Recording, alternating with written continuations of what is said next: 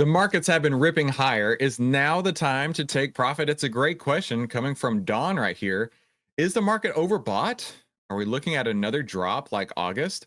Well, let's go take a look in the market and see what we can see right now. So the first thing that I want to point out is I added what's called the value zone indicator. Now you can add this indicator, just go into trading view, type in outlier OVTLYR value zone, and it's going to pop up right here. Okay. Totally free, 100% for free for anybody. And what this is doing is it's measuring the 20 period EMA and then putting two ATRs on top of that and then highlighting when price is in that range. Now, does that mean that anytime it pulls back into this range that it has to rip higher? Of course not. Of course not. But what we're trying to establish here is not getting too overbought of a position and getting in right there when it's possible to come back down, right? Possible to come back down. So to Don's question, right, is the market overbought? You could definitely say so from the value zone right here. You could apply that to the SPY. You could apply it to the Nasdaq. And you're going to see the same thing on both of those right now, that the market is definitely outside of the value zone. Does that mean it's going to crash back down? I don't know. Maybe not necessarily. Let's look at a couple other metrics over here. First, the SPY, the S&P 500, has been over 70. So basically an overbought position for a long time. Since July 10th, it's been over 70. And just now it's starting to tick under. It's at 69.87 yesterday, 69.80 today, which is just ever so slightly under. What we want to see is it growing from a fearful position up to a greedy position. That's when trading becomes effortless. That's when things are easy peasy. But if you've been struggling the last couple months, that's why. It's because so many people are already in the market. So many people are already greedy. There's not that many more people left to turn greedy. Does that make sense? And because so many people are already greedy, what do you think those people are going to do, right? At the first sign of any pullback, those people are going to become very fearful very quickly, very fearful very quickly. And because of that, it could be a snapback. But as of right now, Don, all we can do is trade based on the data that we see in front of us. And right now, we have a bullish trend, we have a buy signal on the market, and we have a contraction on fear and greed ever so slightly. Market breadth is so ultra super close to crossing over.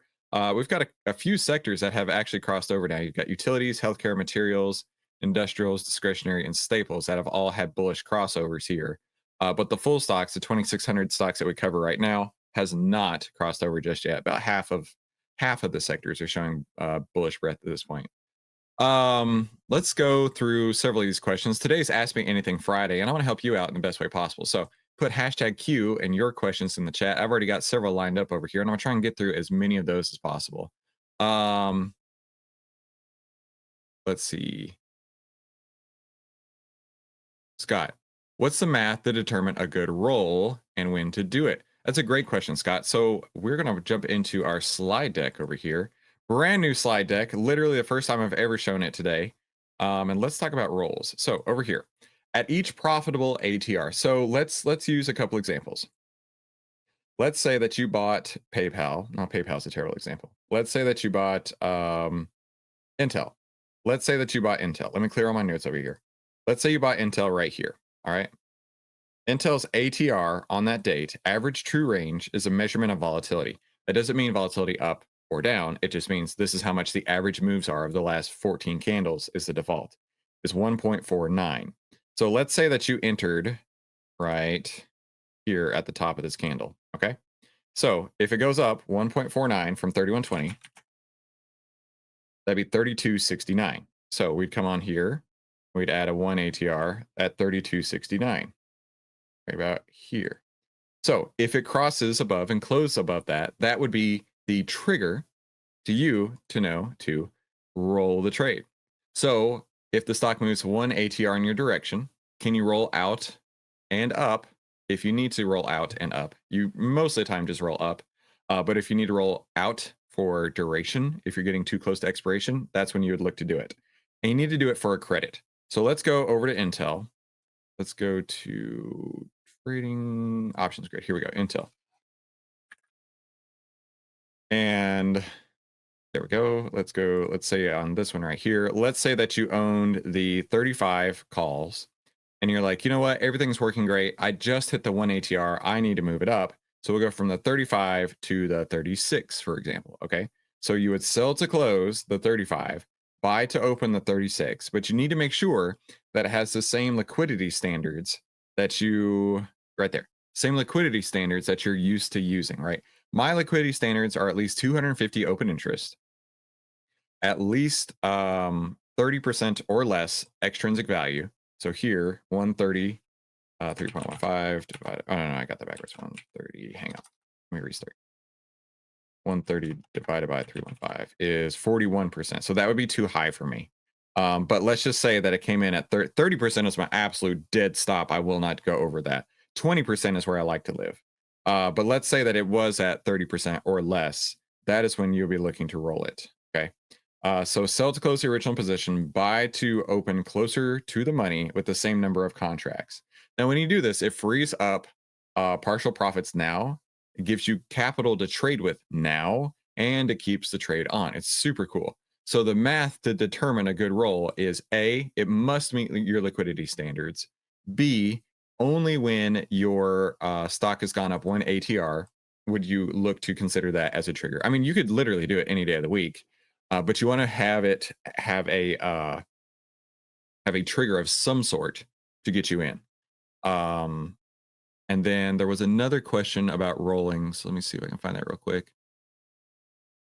Here from Steve. When stock's price is going up and we roll, would we still watch whichever metric, the 10 EMA? Okay, so you don't want to. In fact, I need to remove this part of the slide. So this is outdated.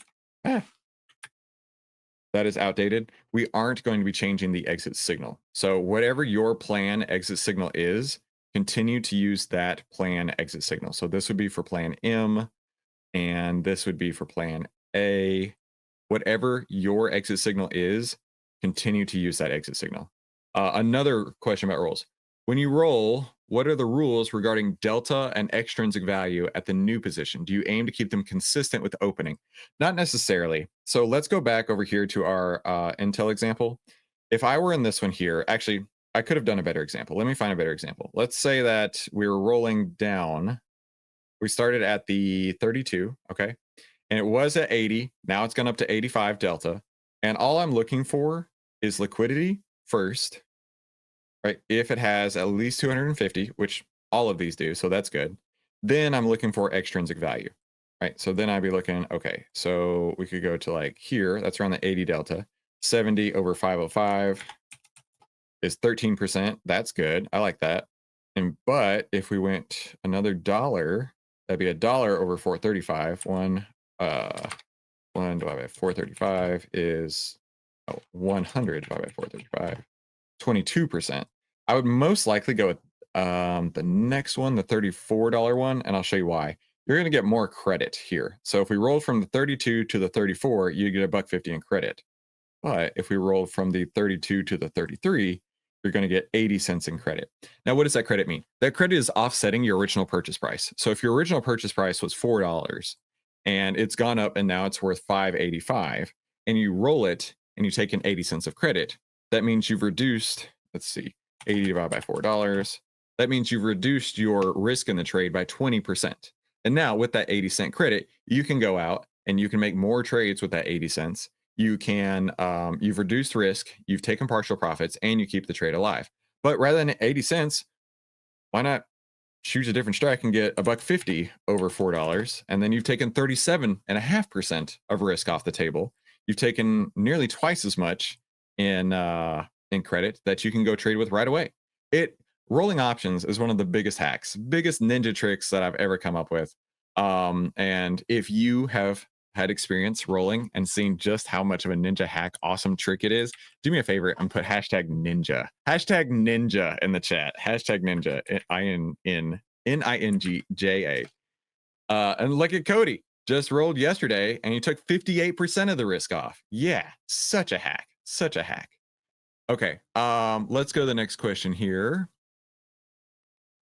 Travis, using the screener.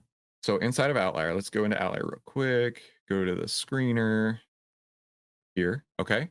Using the screener, looking for the highest signal return, but limited funds to trade against. Which one would you choose? In other words, I might only have enough funds to buy 2 of the 6 opportunities. Dude, I totally know where you're coming from. And honestly, Like I am a big advocate of big position sizes without having tons of trades on. So for example, somebody sent me their portfolio one time and they're like, "Hey Chris, do me a favor and give me your opinion on this." And it was like 90 different stocks. It was a $3 million portfolio. It was 90 different stocks. And my first thought was, there's no possible way on God's green earth that you can keep up with 90 stocks. You clearly don't have a position size in mind. You're just buying something willy-nilly, right? You're just buying something because you feel like it. Oh, look at Hims. I'm gonna buy that. It's like going into the grocery store and you're like, oh, I'll take one of them. I'll take one of them. I'll take one of them. And a lot of people with a big account balance treat trading that way. They're like, I got enough money. I don't care. It'll be fine. It'll work out, right? I can hold it forever. No, having a big account balance is a hindrance to actually figuring out how to trade correctly because you're so arrogant and you're so full of your head, right? So full of yourself, all up in your head that you're not taking the time to understand what risk is like. So if you're starting with a small account balance and building that up, you will be significantly better off than most people who start with a big account balance because you understand how valuable each one of those dollars is. A little rant right here. You understand how important it is to have your risk under control. They say the fastest way to become a millionaire in the stock market is to start as a billionaire because you have no regard for risk. Why would I have risk? I got $1 billion. Why would I have what risk? I have 90 different stocks and I have $3 million portfolio. I don't have any risk. Anyway, I totally get where you're coming from. And everybody has limited capital, right? Everybody has limited capital. But I would like to see 10 to 12 positions max. 10 to 12 positions max. That means if you're 100% in the market, you've got 12 positions max. And even 12 can feel like a daunting amount of trades to put on. If you've ever gotten to 12 with big size, you'll be like, oof, this is a lot of work. Yeah, it is. So I totally understand where you're coming from as far as being limited, and everybody's limited in their own way. So don't take that personal, right? What I do and what I am going to put, I know this has got to be on the slide somewhere. Where's the screener slide?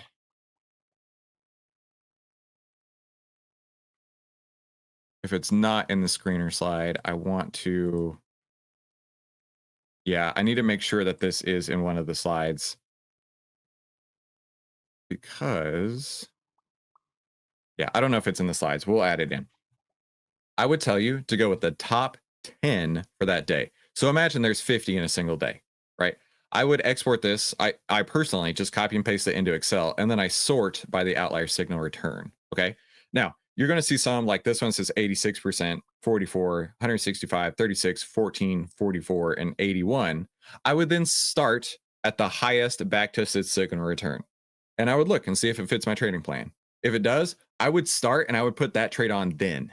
Then I would move to the next one and go through it. If it fits my trading plan, I would then put that trade on then. I wouldn't even worry about the others. I would start at the highest backtest and work my way down, and will do exactly that. Now, once you've gone to the point where you've maxed out your capital, that makes total sense, and don't feel bad about that, right? That is what we need to do as traders, is know when to deploy capital and when to keep that in our pocket, okay? So don't be stressing on that. But that is how you can work with a constraint of capital, right? And so, in fact, going through all the back tests, in fact, one of the things I'm excited about in the slide deck is there's no more trust me, bro. We have the back tested data in here, right? We have the back tested data for all of our plans in here, like plan ETF right here, 854% total return in 5 years. Like, it's so sick. This new slide deck is so sick. I can't wait to show it to you. But yeah, dude, if you can only do 2 of the 6 opportunities, start with the highest back test and work with that. I know you don't like to send out multiple trades from the station, but do you feel different about plan ETF? No, I'm not changing that. And the reason being is that the plan ETF is a all available cash position sizing. If you want to get in with that at different levels, like dollar cost averaging, by all means, you do you. But for me, it's either I'm in or I'm out. I'm not just gonna like tiptoe in. I'm either all in or all out. But of course, Arnand, you know what I'm gonna say. Come up with your plan. Patrick asks, when your investment reaches the 1 ATR and it's time to roll, and there's 10 days to expiration. So let's go to an options chart and we'll talk about that. Options chain over here. And there's 10 days to expiration. Would you roll out and down or wait until 7 days and then consider rolling out? Okay. So you could, it's a good question. It is a good question. So imagine on Wednesday, a couple days ago, that you were in this options chain and you got your trigger to roll. I would then look to roll on that date. Now, would you want to roll in that same expiration period? Well, you could, but just keep in mind that where's the slide? Where's the slide for rolling? Here, no, here, 1 week before expiration, you're going to have to roll it again, right? Because we want to eliminate gamma risk as we possibly could. So, is there really a benefit to rolling in the same options expiration on Wednesday and then on Friday having to roll out again? If it were me, I would just do it all at once. I would just do it all at once. Great question, though. Great question. Okay, MT says, what are the factors between going with plan A or plan M? It's actually much simpler than you would expect. So we have 4 different plans, and let me go to that slide. I love having this new slide deck here. This is great. We have 4 different plans: M, A, ETF, and sit and cash and up. M is our most profitable plan by far. A is exceptionally profitable. Plan ETF, this is where you go and dump cash when neither of these are holding up, but you don't have to go straight to you don't have to go straight to sit and cash and don't F up. This is the second most common plan, which is where I'm at today. So I'm waiting until I get a signal to move out of plan ETF, either into here because I've got a closed signal, or into one of these trades because I have an open signal for one of them. The only difference between M and A is inside the platform. You have the ability to switch between a swing signal and an active signal. When you make this switch, it is a global switch. It'll change on your screeners, it'll change on your market breadth, it'll change on everything. Every single thing that has a signal associated with it will change. So, plan M is for money, baby. That is your swing signal. This is the one that is unbelievably profitable. And then plan A is your active signals. It is still very profitable, but only about half the profitability as plan M. And it's no longer, trust me, bro. Let's talk about it. Plan M backtesting data. Average trade 2.25% on plan M with a 57% win rate. On plan A, it's here. Average trade 1.2, so basically half of plan M with a 46% win rate. So 10 percentage points less, 11 percentage points less. It's no longer, trust me, bro. It's here's the data. This is why we would choose plan M over plan A. But if there are opportunities that come through plan A that don't on plan M and you've got the funds, now's the time to take it. So Max asks, when a stock's not covered under OVTLYR and its fear and greed values are unknown. So that's a great question. We are adding 6,000 more stocks into OVTLYR in the next 2 weeks. It was supposed to be done by next Friday, but we have a server upgrade that's going on right now. It may be a week or two after that point. We're adding 6,000 stocks into OVTLYR. About half of those will have the buy and sell signals. The other half will not. You'll still see the chart, but the only things that'll be missing are the stocks, fear and greed heat map right here, and then the buy and sell signals. Everything else will be identical. Everything else will be identical. So to Max's question is, if it's not showing, would MACD be a good second option? So that's up to you, my friend. I don't use MACD. The only thing on my charts is 10 over 20, price over 50, order blocks, and the ATR value. If you have found MACD to be profitable for you, if you have backtested and you can prove, hey, you know what, following this strategy works for me, then by all means, I would encourage you to go with that one. Andres, Nigel says, can we enter the plan ETF today if it's above the 2 ATR? You do you, my friend. You come up with your own plan. And I'm going to always continue to say that. Nothing personal, Nigel. But as part of my plan, the backtested plan, the plan that shows these kind of returns right here with a 60% win rate, with a 2.42% expectancy just on the Qs, or a 4% expectancy on TQQQ. In fact, I feel like that should be even higher. Either way, the plan here is it needs to be less than 2 ATRs above the 20 EMA. And that is not what we're seeing today in either the QQQs or the SPY. They're both over that point right there. So I would not. Joel has a great question. Joel has a fantastic question. How does Outlier make money? So I'm sure you're aware, but you can get access to the Outlier platform for just 82 cents a day. When you grab the annual pass, it's $2.99 for the year, and that comes out to 82 cents a day. When you get that, you get full access to the platform. There are no upgrades to make. That's one price for everybody. And you get access to the invitation only live streams where I do my live trading in the afternoons. And I'm sure those of you in the chat can attest, Plan ETF is making bank right now. It's been amazing. Outlier makes money on very inexpensive subscriptions, right? Our goal is not to make money from you, but to make money with you. And we show that time and time and time again, because there are people who try to sell their courses, try to sell their videos, try to sell the same thing that we sell for $300. They try to sell it for $10,000. Legitimately $10,000 a quarter, by the way, not a year, a quarter, $10,000 a quarter. So that is our goal. Our goal is to make as much money as humanly possible with you instead of from you. That is the plan. And it's very obvious because we keep it very, very, very different. Let's see.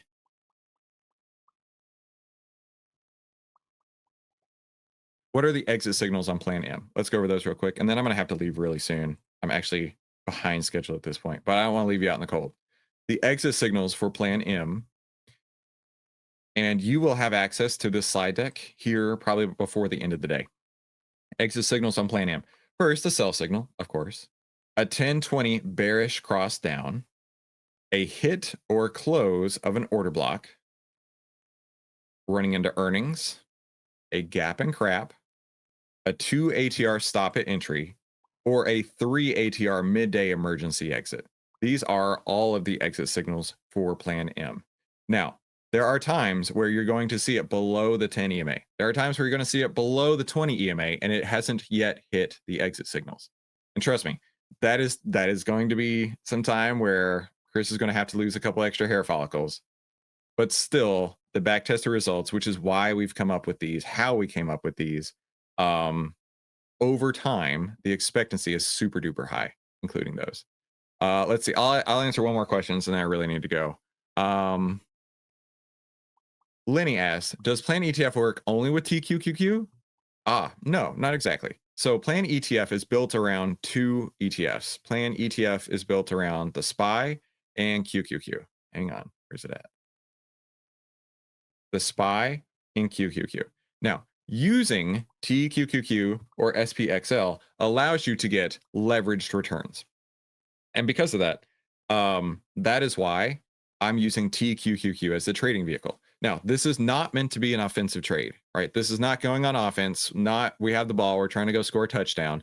This is a defensive play. This is I'm trying to make some money because my big offensive plans aren't working right now. They're not set up, but we have a full comprehensive 365-degree plan, 360-day a year plan, and that is when one of these lights up. If Plan M and Plan A aren't lighting up, see if Plan M or Plan ETF is going to work for you. And if Plan ETF is not lighting up either, it's go to Plan Sit and Cash and don't F up your portfolio, because the normal thing to do is F up your portfolio. And that's the last thing that I want for you, right? We're outliers over here. And I say this all the time because it's incredibly true. What we do, how we are successful is not normal. Okay. We do things differently here at Outlier. We are changing lives. Normal is 90% of investors lose 90% of their accounts in the first 90 days of trading. I can attest that that stat doesn't apply to all outliers. Doesn't apply to all outliers. If that's been the case for you, let me know in the chat. Because I get flooded with messages all the time saying I am at my first year of trading right now. I was down 40% earlier this year. I found Outlier, and now I'm back to break even, and I'm making money now. The first year of trading, just expect to lose. The second year of trading, if you're doing it right, you might get to break even. Your third year of trading, you might be able to make a little bit of money, right? If you can make, 6, 8, 10% for your third year, matching the market, you're actually doing outstanding. If you've survived 3 years, you are in the top echelon of traders. And I mean that. I'm not trying to be sarcastic here. If you have survived 3 years in the market, you are now in the top 5% of traders. And year 4 and after, that's when we can start talking about big money. But outliers kind of skip that process because we talk about how to keep your risk under control. We talk about how to treat your account like a fund manager would. Like me, I'm a fund manager, right? Treat your account like a fund manager. That is how you will be able to be successful. There is no MoFOMO. You must have a plan. You must know exactly where you're going to get out before getting in. And you must save time, make money, and start winning with less risk by clicking one of these two videos. Y'all have a fantastic day. We'll talk soon.